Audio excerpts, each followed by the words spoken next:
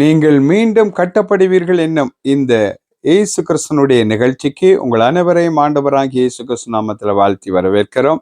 தேவன் நல்லவர், அவருடைய கிருபை உங்கள் அனைவர் மேலும் என்றென்றும் இருப்பதாக. ஆமேன். இன்றைய நாள்ல நான் ஒரு வேத வசனத்தை உங்களுக்காய் வாசிக்க விரும்புகிறேன். மத்தேயு எழுதின சுவிசேஷம் 5ஆம் அதிகாரம் 15ஆம் வசனம்.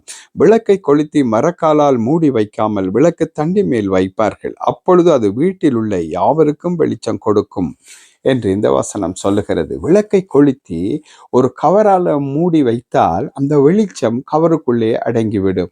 சில நேரம் பெட்ரூம்ஸ்ல பாவிக்கிற லைட்டை பாருங்க, அதுக்கு ஒரு கவர் போட்டிருப்பாங்க.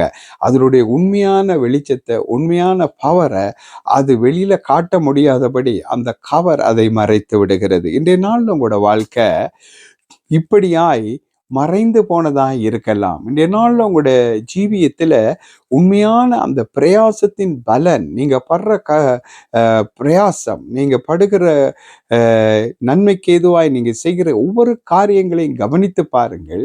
உங்களுக்கு அது எப்படி வருகிறது? நீங்க நல்லா வேலை செய்து நல்லா உழைக்கிறீங்கன்னு வைங்க, அதுல வருகிற பணம் உங்களுடைய செலவுக்கும் போதாம இருந்து கடன் வாங்கத்தக்கதா இருக்கிறது போல இருக்குமானால் அது அந்த வியாபாரமா இருக்கலாம், அந்த வேலை காரியத்துல உங்களுக்கு நஷ்டம் என்று அர்த்தம் இல்லையா? அதே மாதிரி உங்களுடைய பிரயாசம்ங்கிற அந்த வெளிச்சம் ஒரு கூடாரத்தினால அல்லது ஒரு கவர்னால மறைக்கப்படும் போது அதனுடைய முழு வெளிச்சமும் அந்த வீட்டுக்குள்ள பிரகாசிக்காது. அதனால அந்த வீட்டுக்கு வெளிச்சம் போதாம இருக்கிறது. அதே போல உங்களோட வாழ்க்கையில இன்றைய நாளில உங்களுடைய பிரகாசத்தை பிறர் காண முடியாதபடி, உங்களோட வீட்டுக்கு முழுவதும் வெளிச்சம் கொடுக்க முடியாதபடிக்கு அந்த பிரகாசத்தை மறைக்கிற ஏதோ ஒரு கவர் உங்களை மூடி இருக்கலாம். அது ஒருவேளை கோபம்ங்கிற ஒரு கவரா இருக்கலாம், ஒரு மனஸ்தாபம், பிறரை மன்னிக்க முடியாத கவர்கள், இப்படி பலவிதமான கவர்கள் இருக்கிறது. பாவம் என்கிற கவர், சாபம் என்கிற கவர், வியாதி என்கிற கவர், துக்கம் என்கிற கவர், கவலை என்கிற கவர், இப்படி பலவிதமான கவர்களை போட போட அந்த வெளிச்சம் முழுவதும் வெளியில வர முடியாதபடி அதை மறைத்து விடுகிறது.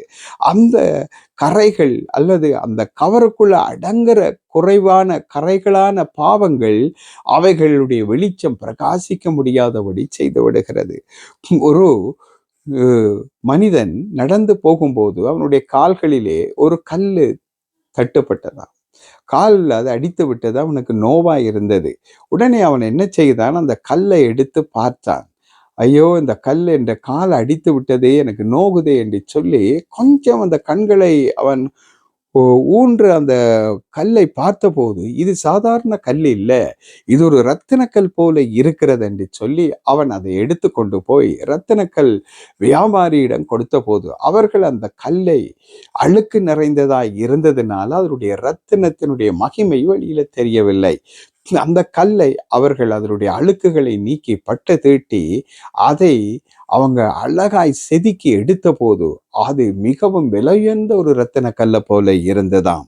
அதே போல இன்றைய நாள்ல உங்களோட வாழ்க்கை இருக்கலாம்.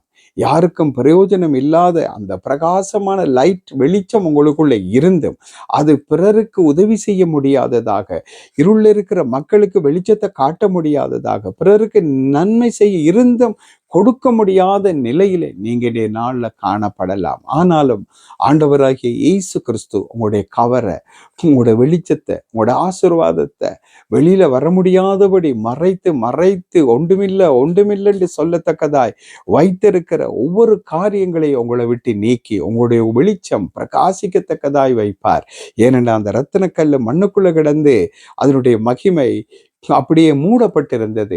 ஆனா வெளியில இருக்கிற கரையை பார்க்கும்போது உள்ள இருக்கிற அந்த மகிமை மறைக்கப்பட்டிருக்கிறது. அதே போல இன்றைய நாள்ல உங்களுக்குள்ள இருக்கிற திறமைகள், உங்களுக்குள்ள இருக்கிற நன்மைகள், உங்களுக்குள்ள இருக்கிற ஆசீர்வாதங்கள், உங்களுக்குள்ள இருக்கிற வெளிச்சங்கள் வெளியில யாருக்கும் பிரயோஜனப்பட முடியாதபடிக்கு அவைகள் ஏதோ ஒரு கவர்னால மூடப்பட்ட வெளிச்சத்தை போல அது மறைக்கப்பட்டிருக்கிறது. இன்றைய நாள் ஆண்டவராகிய இயேசு அந்த முக்காடு போல இருக்கிற அந்த வெளிச்சத்தை மறைக்கிற அந்த முக்காடை நீக்கி போடும்போது முழுமையான பிரகாசம் உண்டாகும்.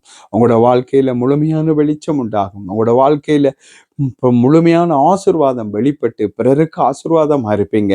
நீ கடன் கொடுப்பாய், கடன் வாங்காதிருப்பாய் என்றது சொன்னது போல ஆண்டவருடைய வார்த்தையை போல நீங்க அநேகருக்கு ஆசீர்வாதமான மனிதனாய் மனுஷியாய் உங்களை மாற்றுவார். இது உங்களை மூடி இருக்கிற கரைகள் நீங்கும்படியாய் நான் ஜெபிக்க விரும்புகிறேன். நீங்களும் என்னோடு இணைந்து ஜெபிப்பீர்களா? நீதி உள்ள தேவனையும் உடைய குமாரன் இயேசு கிறிஸ்துவின் நாமத்தில் ஜெபிக்கிறோம்ப்பா. உங்களுடைய பிள்ளைகளுடைய வாழ்க்கையில பலவிதமான பாவங்கள், கோபங்கள், கசப்புகள், எரிச்சல்கள், ஆண்டவரே பொறாமைகள், பகைகள், வியாதிகள், பலவீனங்கள் என்கிற பலவிதமான கரைகள் கவர்களாய் அவர்களை மூடி இருக்கிறதுனால ஆண்டவரே அவருடைய வெளிச்சம் இருந்தும் வெளிச்சம் பிரகாசித்தும் அது பிறருக்கு பலன் கொடுக்கக்கூடியதாய் இருள் இருக்கிற மக்களை வெளிச்சத்துல கொண்டு வர முடியாதபடி அந்த வெளிச்சங்கள் பிரயோஜனமற்றதாய் மறைக்கப்படுகிறது. சாத்தான் இருளினால வெளிச்சத்தை மூட பார்க்கிறது போல ஆண்டவரை இந்த வெளிச்சம் பிரகாசிக்க கூடாது என்று அவன் மறைக்க பார்க்கிறான் பலவிதமான வழிகளிலே. இந்த வழிகள் எல்லாம் இயேசுவை நாமத்திலே நிர்மலமாகும்படி கட்டளை கொடுக்கிறேன். உடைய பிள்ளைகளுடைய வெளிச்சம் பிரகாசிக்க முடியாதபடி மூடப்பட்டிருக்கிற எல்லா கரைகளும் ஆண்டவராகிய இயேசுவை நாமத்தில் அகன்று போகும்படி கட்டளை கொடுக்கிறேன். எழும்பி பிரகாசி ஒளி வந்தது என்று சொன்னது போல உலகத்துல வந்து எந்த மனுஷனையும் பிரகாசிப்பிக்கிற ஒளியை அந்த மெய்யான ஒளியாகிய இயேசு அவர்கள முழுமையாய் பிரகாசிப்பீராக. அவருடைய வெளிச்சத்தின் மூலமாய் அநேகர் ஆண்டவரிடம் வரத்தக்கதாய் கர்த்தர் செய்வீராக. கர்த்தர் அப்படியாய் செய்கிறதற்காய் கோடி கோடி கோடி ஸ்தோத்திரம். இயேசுவின் நாமத்தில் இருள் நீங்குவதாக, பூரண வெளிச்சம் உண்டாவதாக. இயேசுவின் நாமத்தில் ஜெபிக்கிறோம் பிதாவே, ஆமென். ஆம் பிரியமானவர்களே, இயேசு உங்களோட வாழ்க்கையில் இருக்கிற இருள் முக்காடுகள், இருள் கவர்களை நீக்கி உங்களை மீண்டும் வெளிச்சமுள்ள பிள்ளையாய் கட்டி எழுப்பியிருக்கிறார். அவருக்கு நன்றி சொல்லுங்க. ஆமென்.